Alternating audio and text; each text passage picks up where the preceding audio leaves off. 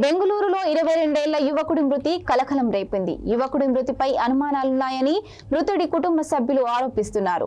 మృతుడిని ఇర్ఫాన్ గా గుర్తించారు. ఆయన జనవరి 30న భారతీనగర్లోని ఫ్రూట్స్ మార్కెట్ సమీపంలో ఉన్న బంధువుల ఇంటికి వెళ్లినట్లు సమాచారం. అక్కడ 4వ అంతస్తు నుంచి కింద పడిపోయినట్లు, తీవ్రంగా గాయపడ్డాడు. వెంటనే ఆసుపత్రికి తరలించినప్పటికీ అప్పటికే ఇర్ఫాన్ మృతి చెందినట్లు వైద్యులు తెలిపారు. ప్రాథమికంగా ఇది ప్రమాదవశాత్తు జరిగిన ఘటనగా భావించి ఇర్ఫాన్ బాల్కనీలో నుంచి తోసివేసి ఉండొచ్చని కుటుంబ సభ్యులు అనుమానం వ్యక్తం చేస్తున్నారు. ఈ ఘటనపై సమగ్ర దర్యాప్తు చేపట్టాలని వారు అధికారులను కోరారు. సమాచారం అందుకున్న భారతీనగర్ పోలీసులు సంఘటన స్థలానికి చేరుకొని ప్రాథమిక విచారణ నిర్వహించారు.